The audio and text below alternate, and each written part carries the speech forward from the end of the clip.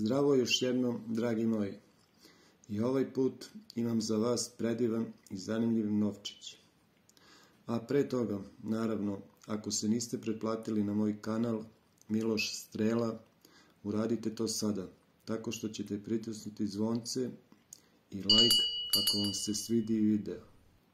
Također, ako imate neko pitanje, slobodno pitajte u komentaru.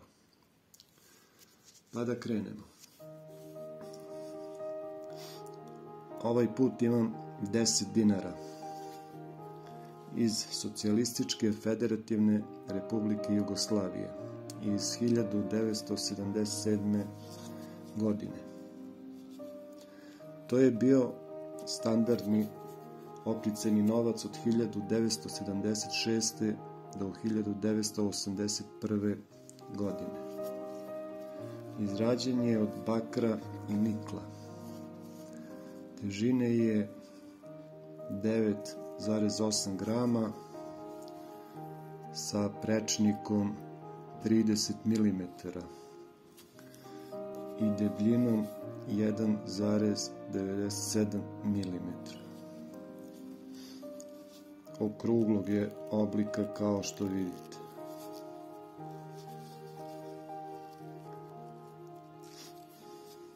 Na aversu vidimo predivni državni grb Jugoslavije. Imamo petokraku na vrhu venca koji je napravljen od pšenice. Vidimo 6 baklja koje gore, simbolično, jer je Jugoslaviju sačinjavalo 6 republika. I imamo datum 29. novembar 1941. To je dan Republike.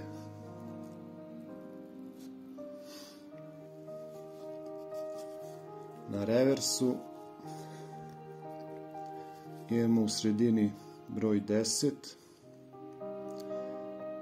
koga okružuje vrednost 10 dinara slovima. A na obodu venac, levo od ljiljana, desno od hrastovog lista. I gore imamo 6 zvezda, također simbolično za 6 republika.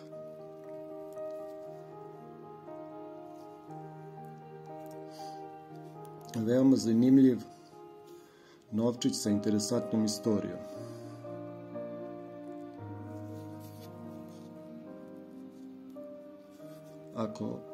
Ako vas još nešto zanima, dragi moji, pišite u komentaru i udarite like ako ste uživali.